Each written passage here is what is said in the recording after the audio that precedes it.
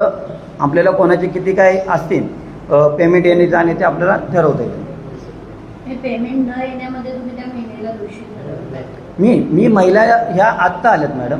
याचा जो विषय आहे की हा हे एक काय झालं आहे मॅडम की 13 महिने पहिले त्या इथे राहायला आल्या. त्यानंतर त्यांनी काय करायला सुरुवात केली की फेडरेशनचे पैसे थांबवले.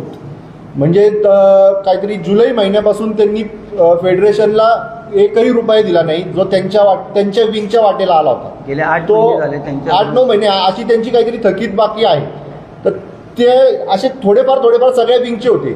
तर त्या संदर्भातच आपण मीटिंग घेतली होती. त्या मीटिंगमध्ये त्या लेट आल्या आणि त्यांच्या सहकार्यांना घेऊन आल्या आणि मध्येच मीटिंग रिप्रेझेंट हा करत होता तर चिराग कळदे. मीटिंग जर चालू झाली त्याच वेळी चेअरमॅन आपल्या बॉडीचे हेड आणि मी तिथं ही मीटिंग फक्त उल्लेखत होतो की कोणाचे काय प्रॉब्लेम्स आहेत ते ऐकून घेतो. मीटिंग खूप शांतपणे चांगल्या पद्धतीने चालली होती. आम्ही त्याचा तोडगाही काढला होता. तोडगा असा होता की सोसायटीचे थकबाकी आहे, कोणाचे पैसे कधी पळून जाऊ शकत नाही, कारण सोसायटीला जे देणं आहे ते देणंच आहे बॉडीला. आपण आता सगळ्यात मोठं जे आपल्यावरती जो मोठं संकट आलेलं आहे ते म्हणजे की आता लाईट कट होणार आहे, त्याच्यानंतर मग कॉमन ज्या हे आहे फॅसिलिटीज आहेत त्या त्यांना प्रॉब्लेम होणार आहे आणि STP बंद पडणार आहे. तर ह्या 3 गोष्टीचे आम्ही सोल्युशन तिथं काय सांगितलं की आता पण पैसे भरू. जर एखाद्या व्यक्तीने जास्त पैसे भरले तर त्यांना पुढच्या महिन्यामध्ये त्यांनी कमी भरतील. पण आता सगळ्यात महत्त्वाचं काय आहे, पैसे भरा नाही तर लाईट कट करणार होते ते दुसऱ्या दिवशी. अशा वातावरणामध्ये त्या मॅडम आल्या. त्यांनी डायरेक्ट तिथे येऊन आवाज वाढवायला सांगितला. तर त्यांच्याच बिल्डिंगचे 1-2 जण, B1 बिल्डिंगचे 1-2 जण त्यांच्यामध्ये वादविवाद सुरू झाला. तिथं मीटिंग अगोदर चांगली झाली होती. तरी मीटिंग चालू असताना चेअरमॅन त्यांना चांगल्या पद्धतीने सांगत होते, प्रत्येक गोष्टीचं उत्तर देत होते. पण त्यांना तिथं गोंधळ घालायचा होता. गोंधळ घालायचा म्हणून त्यांनी काय केलं ते त्या माणसाच्या अंगावर जायला लागले. त्या माणसाने त्यांना बोलून नाही दिलं म्हणून हे दोघं पण एक कोकाटे आणि दुसरे ते सपकाळ बरोबर वाईट शब्द. हा, तर हे दोघं डायरेक्टली त्यांच्या अंगावर जायला लागले त्या बाकीच्यांचं. तुम्ही बोलू नका म्हणून. तोच मनुष्य जो व्हिडिओ दाखवला होता जे मारत होता कोणाला, तीच तो मनुष्य.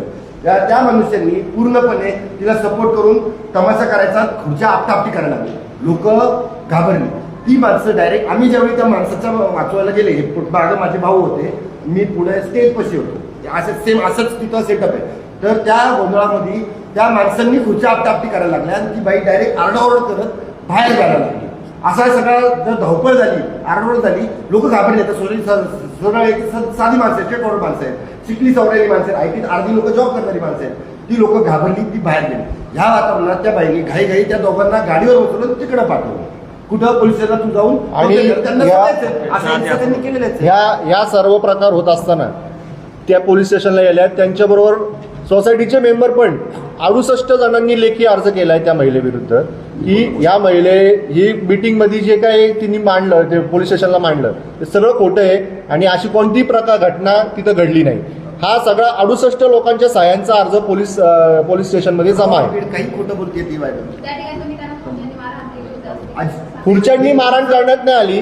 तिथे गोंधळ उडाल्यावर लोक उठली, खुर्च्यांचा आवाज झाला, धावपळ झाली, कारण की ते एकमेकांच्या अंगावर आलेले होते. 150 लोक होते मॅडम. 150 लोक. पळापळ झाल्यामुळे काहीचे पायात पाय अडकून पडले आणि त्यांना काही दुखापत झाली असेल. प्रत्येकाला तिथं गोंधळ उडाल्यामुळे हे झालेलं आहे. हेच काका हे जे आहेत ते तेव्हा मुद्दा मांडत होते. सुभाष वळसे, मी B1 सोसायटीमध्ये आहे आणि मी तुम्हाला या गोष्टीचा पूर्ण घटनाक्रम सांगतो की जसं साहेबांनी सांगितल्याप्रमाणे ही लेडीज उशीर आली, त्याआधी मीटिंग सुरू झालेली. तेथील एक आमचे पवन कुमार म्हणून एक आमचे सहकारी मित्र, त्यांनी मीटिंग सुरू केली. त्यानंतर डॉक्टर बोलायला लागले होते आणि विषय चालला होता. आणि सर्वात महत्त्वाची गोष्ट आहे की ही जी सभा बोलवली होती फेडरेशन अध्यक्षांनी, ही सभा तातडीची सभा होती आणि तातडीच्या सभेतला जो अजेंडा असतो, अजेंडा यामध्ये फक्त 2च होते. एक तर नवीन फेडरेशनची कमिटी स्थापन करणे आणि आलेल्या आर्थिक संकटावर मार्ग काढणे, हे विषयांवरच तिथे चर्चा होणार होती. आणि त्यासाठी चर्चा सुरू असताना ही महिला मध्येच आली. त्यांचं नाव मला नंतर कळालं की त्या श्रीमती रेखा वाघ म्हणून आहेत. आणि त्या तिथं आल्यानंतर त्यांचा ॲटिट्यूड तुम्हाला सांगायचा प्रयत्न करतो मी की त्यावेळेस तिथच्या सर्व खुर्च्या भरल्या होत्या आणि काही महिलाही मागे उभ्या होत्या. परंतु त्यांनी काय केलं की खुर्च्या अवेलेबल नाहीये का म्हणून पहिला स्टार्ट केला वाद. म्हणजे तुम्ही पाहू शकता की तेव्हा तुमची एंट्री होती त्यावेळेस तुमचा जो असतो ना, तुमचं काय इच्छेने आलात तुम्ही हे दिसतं. त्यांनी काय केले, जशी असं व्यासपीठावर जसे चेअर ठेवलेल्या त्यातली एक चेअर ओढली आणि त्याच्यावर त्या बसल्या आणि त्यांच्याबरोबर जे सकपाळ म्हणून आले होते त्यांना बसा बसा म्हणत होते, त्यांनी दुसऱ्याची चेअर घेतली आणि त्यानंतर एका व्यक्तीने जाऊन बेंच आणून दिला, त्या सकपाळांना ते मागे बसले. त्यानंतर मग तिथं सभेचं डिस्कशन सुरू झालं. आता त्यावेळेस त्यांनी पहिलाच विषय काढला ऑडिटचा. मला वाटतं बोबाळे साहेबांनी त्यांच्याशी ऑलरेडी चर्चा झाली होती आणि त्यांनी यापूर्वी सांगितलं की ऑडिट होणार आहे आणि तुम्हाला ऑडिटचा रिपोर्ट दिला जाईल. आणि महत्वाचा पॉईंट हा आहे की ती व्यक्ती, कारण सभेसाठी एकतर समितीचे पदाधिकारी किंवा समितीचे सदस्य यांना बोलवण्यात आले होते. माझा हा प्रश्न आहे या संपूर्ण सभेला की आजही मी स्वतः संभ्रमात आहे की ती व्यक्ती स्वतः समितीची सभासद आहे की पदाधिकारी आहे. मला वाटतं पत्रकार बंधूंनी याच्यावर थोडीशी प्रकाश टाकावा. त्यानंतर जेव्हा चर्चा सुरू झाली तर त्यांनी सुरुवात केली ऑडिटचा. मी म्हटलं थांबा मॅडम, आज आपण एका गंभीर प्रश्नावर विचार करत आहोत, तुम्ही ऑडिटचं असं विचारू नका. तरीही त्यांनी ऐकलं. मग त्यांना मी सांगितलं आणि तिथे असलेला संपूर्ण मला वाटतं हॉल पूर्ण कशालाच भरलेला होता. त्या हॉलमधील सर्व व्यक्तींनी मान्य केले की आज सभेमध्ये आपल्याला 2 विषय घ्यायचे आणि त्यांचा जो ऑडिटचा विषय होता, आज 6 संस्था आहेत तिथे, त्याच्यावर फेडरेशन आहे, त्या सर्व संस्था स्वतंत्र काम करतात. जर तुम्हाला काही प्रश्न असतील त्यांनी पत्राद्वारे त्यांना कळवलं पाहिजे. हे मी त्या मॅडमला सांगितलं की मॅडम तुम्ही पत्राद्वारे त्यांना कळवा. जर उत्तर नाही दिलं तर सहाय्यक निबंधक वगैरे त्याचा जो मार्ग आहे त्याप्रमाणे तुम्ही पुढचे विषय घेऊ शकता. परंतु त्या महिलेच्या ह्या विषयावर बोलण्यावरच त्यांनी जोर दिला. त्यानंतर त्यांनी दुसरा विषय काढला की फेडरेशननी आम्हाला जे थकबाकी दिलेली आम्ही देऊ शकणार नाही, आम्हाला ऑडिट नाही मिळत तोपर्यंत. आता हा विषय असा झाला की जेव्हा तुम्ही पकडला गेला, कारण साहेबांनी आधीच प्रत्येक संस्थेची किती थकबाकी आहे, इव्हन माझ्या विवन संस्थेची थकबाकी आहे, माझ्याबरोबरच्या माझ्या ज्या महिला समिती सदस्य पदाधिकारी आहेत त्यांनी मान्य केले की आम्ही जेवढं शक्य आहे तेवढं देऊ. पण यांनी तसं काही न करता पैसे देणार नाही म्हणले. कारण आपण जर समजा लोकलमध्ये तिकीट नाही म्हणून पकडले गेलं तर आपण हे नाही म्हणायचं की मला तुम्ही चेअर नाही दिली, बसायला जागा नाही म्हणून मी तिकीट काढत नाही. तो प्रकार झाला. फेडरेशन सुविधा देत आहेत, वेळ देत आहेत तोपर्यंत आणि आता तुम्ही पैसे भरत नाहीये. त्यानंतर त्या महिलेनी जोरात बोलायला सुरुवात केली. त्याच वेळेस आता जो प्रकार जो झालेला तो त्याच वेळेस मागे बसलेले सकपाळ जे माझ्या मागे बसले होते ते मला थांबवण्याचा प्रयत्न करत आधी बोलत होते आणि नंतर मी पुढे पाहत होतो आणि कदाचित ते धावून आले वाटतं की मला पकडण्यासाठी, की मला बसवण्यासाठी की त्या महिलेला बोलू द्या. कारण त्या विषयाच्या बाहेर बोलत होत्या म्हणून त्यांना बोलून देणं नाही म्हणून मी सांगितलं आणि संपूर्ण हॉलने टाळ्या वाजवून सांगितलं की तुम्ही खाली बसलं पाहिजे. म्हणजे माझे जो काही विचार होते त्याला त्यांनी दुजोरा दिला. त्यानंतर हे सकपाळ मागून कदाचित आले मला पकडण्यासाठी, थांबवण्यासाठी काहीतरी. तर बहुतेक ते स्वतः बेंचवरून पडले की खुर्चीला अडकवून पडले माहित नाही आणि खुर्च्या इकडे तिकडं विस्तारित झाल्या. आणि त्या दरम्यान मध्ये मला वाटतं काही खळदे बंधू पण होते, त्यांनी खुर्च्यावर सावरण्याचा प्रयत्न करत होते आणि त्या याच्यामध्ये त्या महिलेने शिवेगाळ काय जोरदार बोलून तिने बाहेर काढलं आणि ते दोघे जे त्यांच्यावर आले होते कोकाटे आणि ते बाहेर गेले. हा असा संपूर्ण घटनाक्रम झाला आणि त्यामध्ये याच्यामध्ये कुणीही आता जर त्याच्यामध्ये मी ते पाहिलं त्या दिवशीचा जो पत्रकार बंधूला सांगतो की ज्यांनी कोणी न्यूज दिले, न्यूज चॅनलचं मला नाव आठवत नाही, पण त्यांनी तो फोटो दिलेला आहे. त्याच्यामध्ये तो फोटो अक्षरशः कुठून तरी त्यांनी क्रॉप करून मंत्रातला नाहीये, फोटो तिथला नाहीच आहे. आणि या जी तक्रार पाहिली त्याच्यावर किंवा तिथे न्यूज पाहिली त्याच्यामध्ये मला वाटतं रॉड वगैरे म्हटलं होतं. अहो सभेला आले होते तिथं कुणाकडे पेंडिंग होता, रॉड घेऊन याचा प्रश्न कुठे 150 लोकांचा. त्यामुळं मला म्हणजे विनंती आहे पत्रकार बंधूंना आणि जो काही हा प्रकार झालाय त्यातून ही गोष्ट सावरण्यात यावी आणि आमचे जे इथे आज 695 तुम्हाला सांगतो 695 कुटुंब त्रस्त आहेत पिण्याच्या पाण्यासाठी जस्ट एका संस्थेतर्फे सहकार्य न केल्यामुळे. आणि ही संस्थेला संस्थेला जबाबदार धरत नाही. संस्थेमध्ये ही एकच व्यक्ती श्रीमती रेखा वाघ यांच्यामुळं तिथून ते सहकार्य करू शकत नाही. तिथले भरपूर जे रहिवासी आहेत, पदाधिकारी आहेत, ते आज माझ्याशी कॉन्टॅक्ट करतात. कारण मी आत्ताच त्यांच्या समोर आलेलो आहे. आता त्यांचे कॉन्टॅक्ट करतात की साहेब आम्हाला करायचं सहकार्य म्हणून ते होत नाही. त्यामुळे आपण या विषयावर गंभीरता लक्ष घेऊन 695 कुटुंब गुणिले 2 जरी पकडले तरी जवळजवळ आज 700 ते 1400 व्यक्तींचा इथं पाण्याचा प्रश्न त्या लेडीज म्हणून उद्भवलेला आहे. तरी आपण यावर जरूर गंभीरपणे विचार करावा आणि काहीतरी याची निर्णय द्यावा. धन्यवाद. सर आपण ज्याप्रमाणे बाकी सीसीटीव्ही दाखवले त्या दिवशी पण सीसीटीव्ही अजून सांगत त्याचं कारण सांगतो मॅडम. सीसीटीव्हीचा विषय असा होता की पैसे न भरल्यामुळे सगळ्या सुविधा बंद पडत चालल्या. हे गेल्या 2 वर्षापासून याची आहे ना, याची आमची मीटिंग, आमची फेडरेशनची याच्यावरती वारंवार मीटिंग झाली. आमचं फक्त कॅमेराच नाही तर आमचं स्विमिंग पूल असो, गार्डन असो, असं STP प्लांट असो, याचे बऱ्याच दिवसापासून हा प्रॉब्लेम येतोय आणि याची आमच्या सर्व ABCD विंग जे आहेत या सगळ्या विंगला याची माहिती पहिल्यापासून आहे की आता आपल्या इथं याच्यासाठी पैसे नाही. ॲक्च्युअली ज्या आपल्याला ज्या गरजा आहेत त्याचे पैसे भरण्यासाठी आपल्याकडे पैसे नाही तर आपण ॲडिशनल जे आता खर्च ते आम्ही सध्या पुरते थांबवलेले.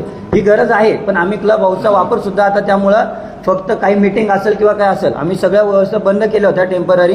कारण आत्ता आमचं प्लॅनिंग काय होतं जोपर्यंत या मीटिंगनंतर आपल्याला एक चांगलं सोल्युशन काढायचं होतं आणि या सुविधा सगळ्या चालू करायच्या होत्या. त्यामुळे कॅमेरा असो गार्डन असो किंवा आमचं स्विमिंग पूल हे ॲडिशनल ज्याच्या आत्ता गरजा नाही आहेत आम्ही टेम्पररी त्याच्यावरती सगळं आम्ही बंद ठेवलं होतं. आणि याची पुरेपूर माहिती सगळ्या ABCD विंगच्या सर्व चेअरमन सेक्रेटरींना पहिल्यापासून माहिती होतं. असं हे काय की आत्ता मीटिंग झाली आणि आत्ता कॅमेरा बंद आहे असं नाही आहे.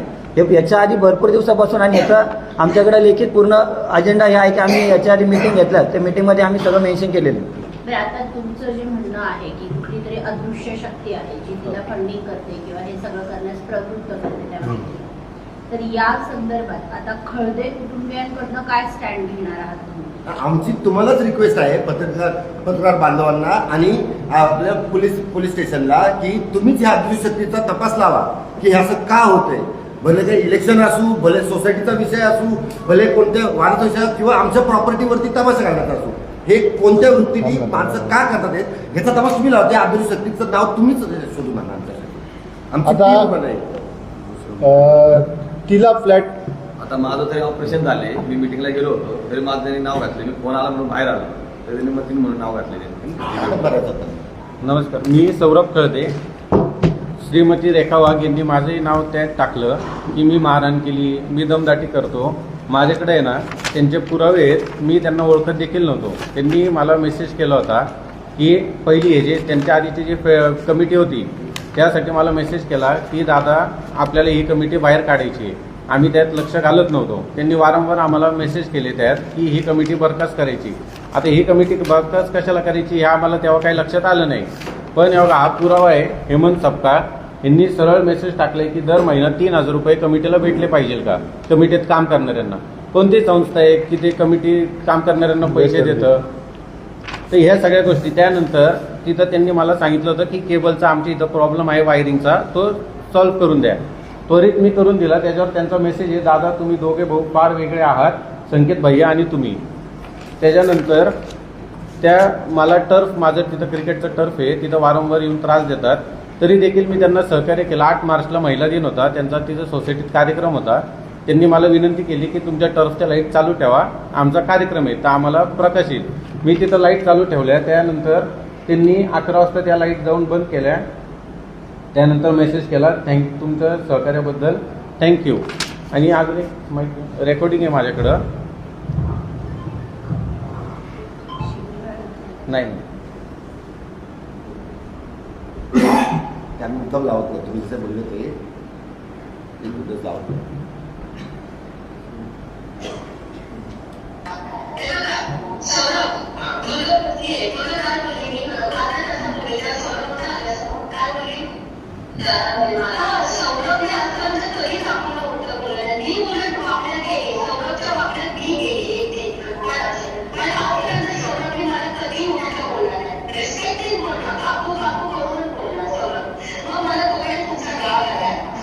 आता तुम्हीच सांगा, हे या महिला असं बोलतात की मी त्यांनी स्वतः मला त्रास दिलाय तरी मी त्यांना कधी कोणत्या आवाजात बोललो नाही किंवा काही नाही. मग आता ह्याच्याबद्दल काय की नक्की त्यांचं हेतू काय आहे की नक्की काय करायचं आहे. त्यांना कोण आर्थिक मदत करते का, कोण त्यांना मुद्दामून आमचं बदनामी करायचं सांगतंय का. या सर्व गोष्टीचा तपास व्हावा ही आमची खळदे कुटुंबाची आणि सोसायटीतील सर्व लोकांची मागणी. एवढ्या सगळ्या समस्या आहेत, मग तुम्ही पोलीस प्रशासनाला या संदर्भात वेळोवेळी आम्ही अर्ज केलेले आहेत त्या महिलांविरुद्ध आणि त्यांच्या त्रासाविरुद्ध. ह्याची दखल पोलिसांनी देखील घेतली. त्यांनी पण त्यांना बोलवून घेतलं, त्यांच्यावर चॅप्टर केला. तर तिथे चॅप्टरला गेल्यानंतर ACP ऑफिसला गेल्यानंतर त्या म्हणल्या की माझ्या विरुद्ध अर्ज केला होता. तर त्या म्हणतात तिथे जाऊन की हा विराज खळदे नाहीच आहे, असं तिथं उलटे फिरतात. मग ह्याचा अर्थ काय घ्यायचा ना आम्ही, तुम्ही आम्हाला त्रास द्यायचा म्हणजे ह्याच्यातून एकच आहे की मुद्दामून काहीतरी त्रास काढायचा, खोड्या करायच्या, हेच त्यांचा उद्देश आहे. आणि ह्यांना कोणीतरी ते आमच्या विरुद्ध भडकवते आणि त्यांना सहकार्य ह्याचा 100% आहे कोणाचं तरी. 18 तारखेला मी अर्ज पण केला होता. प्रशासनाविरुद्ध त्याच्यानंतर मग DDR ऑफिस विरुद्ध सर्वांविरुद्ध ती म्हणतीये की हे सगळे मला सहकार्य करत नाही. उलट ती तिकडे जाऊन त्यांना उलट पालट बोलतीये, त्यांना लोक त्या अपशब्दांनी त्यांना पण उल्लेखतीये. एका बाजूने इकडे दाखवते की हे चांगले आहेत तो वाईट आहेत, तिकडे दाखवते ते चांगले आहेत हे वाईट आहेत. मला एक जण त्यांच्याशी कोऑपरेट करताना दिसत आहे. पूर्ण सोसायटी एका दिशेत आहे. अॅट्रॉसिटीची केस त्यांच्या मागे पेंडिंग आहे. आता आमची एवढीच फक्त मागणी आहे की आतापर्यंत जसं पोलीस प्रशासनाने आम्हाला सहकार्य केलेलं आहे आणि ते न्याय करतात त्यांनी याची अख्खी पूर्ण तपासणी करावी, खोलपर्यंत तपासणी करावा आणि ज्यांची काही चुकी असेल त्यांना हे करावं. मी प्रमिला सोमनाथ जाधव. आधी तुमच्या सर्वांचं हार्दिक स्वागत. मी काही दिवसांपासून आहे ना मानसिक तणावात आहे. माझी 2 मुलं आहेत, साई आणि ओम. एक 20 वर्षाचा आहे, 15 वर्षाचा आहे. मी आत्ता ह्या कमिटीवरती आम्ही महिला आलो आहोत. काही कारणास्तव जसं गोपाळे सरांनी सांगितलं पाण्याचा प्रॉब्लेम, म्हणजे गार्डनचा प्रॉब्लेम, सोसायटीमध्ये खूप घाण जाळ्या लागणं. तर आम्ही घर कुठल्या उद्देशाने घेतलं की आम्हाला एक चांगल्या सोसायटीमध्ये राहायचं आणि आमच्या मुलांवर चांगले संस्कार व्हावे म्हणून. तर काही 2 वर्षांपासून आमच्या जुन्या कमिटीचे काही असेल प्रॉब्लेम, त्याकरता ती सोसायटी खूप हे झाली, खराब झाली.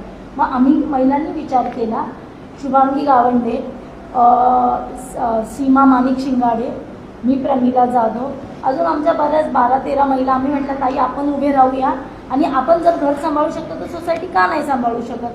म्हटलं महिला कुठल्याही स्तरावर मागे नाही आहेत, जर तुम्ही पुढाकार घेतला तर मी उभी राहील. मी माझा जॉब आणि मुलं पाहून आम्ही कमिटीवर उभं राहिलो. कमिटीवर उभं राहिल्यावरती लोकांची अपेक्षा काय होते, तुम्हाला उभं केलं की तुम्ही पूर्ण सोसायटीच्या अध्यक्ष आहात, तर लोक तुमच्याकडे तक्रार घेऊन येतात. तर माझ्याकडे काही सदर महिला तक्रार घेऊन आल्या की ताई माझाही मुलगा त्याने माझाही मुलगा मला येऊन सांगतो मम्मी मला ना शिव्या दिल्या जातात गार्डनमध्ये, मला घुसून दिलं जात नाही. म्हटलं बाळा तू काहीतरी केलं असेल म्हणून तुला कुणी मोठा माणूस तुला उगाच तो ओरडणार नाही. म्हणे मम्मी ओरडत नाही. खूपच म्हणजे मी ते शब्द उच्चार नाही शकत, माझ्याकडे रेकॉर्डिंग आहे. तर मी त्यांना म्हटलं की ठीक आहे सोड, 8 दिवस 10 दिवस अक्षरशः त्यांनी माझ्या जातीवर आले. महार म्हणजे आम्ही जाधव आहोत दोघं, तर आमचा जातीवाद केला आमच्याशी.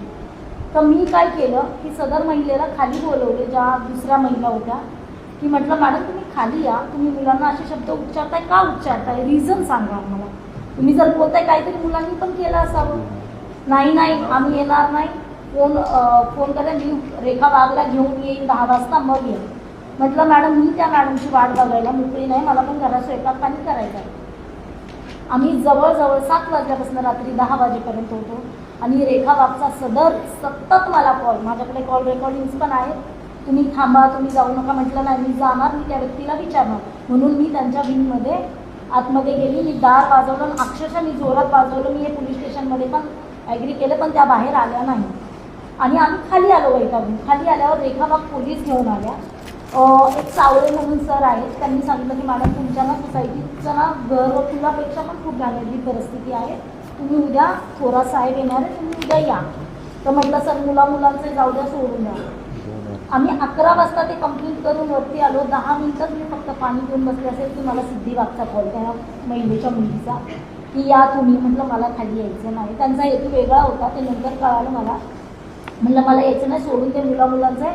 फक्त लक्षात आली की पुन्हा असे काही प्रकार घडायला नको सोसायटीला लोक नावं ठेवता येऊन, तसं नाही व्हायला पाहिजे.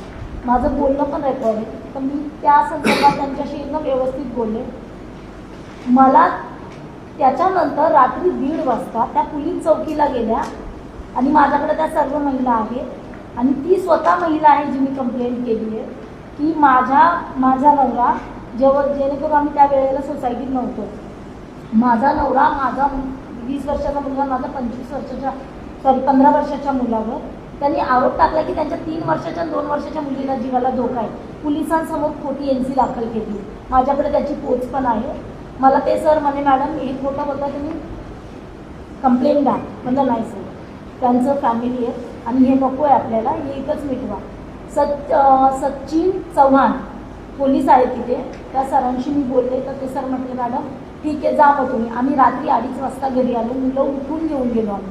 मग त्या मुलांना सगळा प्रकार सांगितला, तेव्हा पोलिसांना खरी गोष्ट खरं कारण काय आहे ते कळालं. त्यानंतर त्यांनी मला खाली येऊन अक्षरशः या भाषेत सांगितलं की मी तुझ्या मुलांचं तुझ्या नवऱ्याचं जीवन उद्ध्वस्त करेन. म्हटलं तुला एकच मुलगी आहे, मुलगा नाही ना, त्या आईला विचार ज्याला 2 मुले आणि ज्यांच्यावर अशा खोट्या केसेस टाकतात त्यांच्यावर काय हे होत असेल, तुला सोडणार नाही. म्हणलं मला तुला काय पकडायचंय ते पकड. मी तेव्हा पण काही बोलली नाही. मी त्याच्यानंतर मला सतत इरिटेटिंग कॉल, मी ब्लॉक केलेत कॉल, कधी ब्लॉक केलेत काय सगळं माझ्या फोनमध्ये आहे. मी वैतागून ब्लॉक केले. शिवाय त्यांनी त्रास कसा दिला की आमच्या क्लब हाऊस रेंटने जातो तर तिथे पैठणीचा खेळ, आय थिंक महिलांचा खेळ आहे हो, तर त्यासाठी ह्या लोकांनी क्लब हाऊस दिला होता. आणि नेमकी त्याच दिवशी आमची फेडरेशनची मीटिंग होती की कुणाची थकबाकी आहे, कारण की लाईट कापायला लोक आले, तुम्ही थोडे थोडे तरी द्या की आपल्याला सुविधा चालू ठेवता येतील. म्हटलं सर ठीक आहे. मग ह्या महिलेनी काय काम केलं, कॅमेऱ्यात त्याची नोंद पण आहे की जेव्हा सगळ्या महिला पैठणी घालून चालल्या त्यावेळेस हिने पोळ उठवतो आणि पोळ उठवत असताना मला मेसेज टाकते की आम्ही कोकाटेंच्या थ्रू की मॅडम आम्ही आहे ना मोळ उठवतोय. म्हटलं सर माझ्याकडं ते तुम्ही पाहू शकता, मी माझा फोन तुमच्या हातात देते. म्हटलं सर हे आत्ता नसतं सांगायचं, 1 दिवस आधी सांगायचं. आणि आज तुम्हाला माहिती आहे क्लब हाऊस आपण रेंटने दिलाय, 4 दिवस आधी तुम्हाला माहिती दिली. मग तुम्ही आजच्या दिवस हे काम कसं करू शकता? जवळजवळ 1,500-2 हजार माशा खाली पडल्या होत्या. जर कुणाला चावल्या असत्या तर त्याचा जबाबदार कोण ह्या प्रकरणात? सेकंड थिंग, एक 20 इयर्सचा म्हणजे 20 वर्षाचा मुलगा आहे, रेंटने राहतो 212 B-वेलमध्ये. तो मुलगा शिकतो ज्याचा चपलांनी मारलेला आहे. लिटरली ती मुलगी, त्या मुलीचा पण व्हिडिओ दाखवा, ती मुलगी रात्री 1:30-2 वाजता मुलांच्या घरांमध्ये घुसते, त्यांचे कपडे फाडते. ती मुलं आम्ही पुरुष आहोत म्हणून भीत आहे, ह्याचा माझ्याकडे पुरावा पण आहे. आज ती मुलं यायला तयार नाही आहेत का तर म्हणे मॅडम मेरा पूरा लाइफ स्पॉइल हो जाएगा अगर मैं वहाँ पे आऊँ, मेरा चेहरा दिखा दो. तर मी त्याला म्हटलं, एवढं पण प्रॉमिस केलं की मी आपण पत्रकार बंधू भगिनींना सांगूया की त्याचा फेस ब्लर करा, पण त्यांना सांगणं गरजेचं आहे. अति होत चाललं. अक्षरशः त्याला बाहेर काढला व्हिडिओमध्ये, तुझ्या शर्टाने भर. आणि कचरा म्हणजे जर तुम्ही व्हिडिओ पाहिला तर मला तुम्हाला सांगण्याची गरज नाही. एक बॅग त्याने फक्त ब्लिंकिटची वगैरे कागदाची बॅग ती लिहून ठेवली. ह्या लोकांनी डस्टबिनमधला कचरा बाहेर काढून पांगवलाय तिघांनी, हेमंत सपकाळ, कोकाटे, रेखा वाघ, सिद्धी वाघ. मला ॲक्शन घेतली, कचरा टाकला, मला त्याच्याशी काही वाईट नव्हतं की बाबा त्यांनी चूक केली. पण तुम्हाला हा अधिकार कोणी दिला? तुम्ही एक 20 वर्षाच्या नाबालिक मुलाला, स्वतःच्या मुलीला पाठवता त्याच्या घरात आणि त्याचे कपडे फाडायला होता आणि त्याला 3-4 बाहेर ओढून आणता, मी एकटे सोडवायला होते. ते पण व्हिडिओमध्ये कैद आहे. मी म्हटलं मॅडम मारू नका, तो फाईन भरायला तयार आहे, त्यांनी मारू नका, चपलानी मारणार मी. मंत्रालयाची धमकी, रेकॉर्डिंग आहे व्हिडिओमध्ये, आमदारांची धमकी, ते अजितदादांची पण धमकी. त्या दिवशी तर थोरात साहेबांसमोर म्हणे मी अजितदादाकडे जाऊ शकते, तर ते हसून म्हणाले मग आता जाताय का? हो मी जाऊ शकते. त्यांना ते ब्लँक झालं की मी काय बोलते, की ते आता वास्तव्यात नाही. पुन्हा त्यानंतर कमिशनरची धमकी, महिला आयोग, त्या तृप्ती देसाई मॅडम, मी पहिल्यांदा त्यांचं नाव ऐकलं, सिरियसली मला माहिती नाही. मी त्यांना म्हटलं मॅडम मला ना मानसिक त्रास होते, माझं पूर्ण जीवन, माझं अख्खं घर माझ्या एकटीच्या जीवन चालतं, माझ्या मागे 4-5 लोक आहेत, माझी 2 मुलं, शिक्षण आहे, नवरा आहे, मला जमणार नाही आहे सारखं तुम्ही वाद नका करू. त्यावेळेला सुद्धा आम्ही त्यांना मारताना वाचवलं. मग अजून काय करायचं? सदर एक जोडपं होतं, त्यांचं एन्जिओग्राफी झाली. त्या सोसायटीच्या महिलांनी त्यांना नवऱ्याला येऊन एन्जिओग्राफीवाल्यांना हे तुम्ही 12 तास सांगत नसतात, जे काही खळदे कुटुंबीय नाही यांच्यावरती जे आरोप आहेत हे सरासर खोटारडे आहेत. मी जर तुम्हाला सांगते माझ्या मुलांवर जर त्या बाईने अशी चुकीची केस नोंदवली आहे तर हे तर मोठे आहेत ना. आणि तुम्ही सोसायटीचे पदाधिकारी म्हणून तुमच्याकडे काही सहाय्यक निबंधक थ्रू काही तुमची केस तिकडे आहे का, की त्यांना या सोसायटीला सर्वांना त्रासदायक होत असल्यामुळे त्यांनी तुम्ही काय त्यांचा फ्लॅट परत घेऊन किंवा त्यांचा विकत घेऊन त्यांना बाहेर काढायचं असं काही? 1 मिनिट सर, मी गेली होती सहाय्यक निबंधकाकडे वडगावला.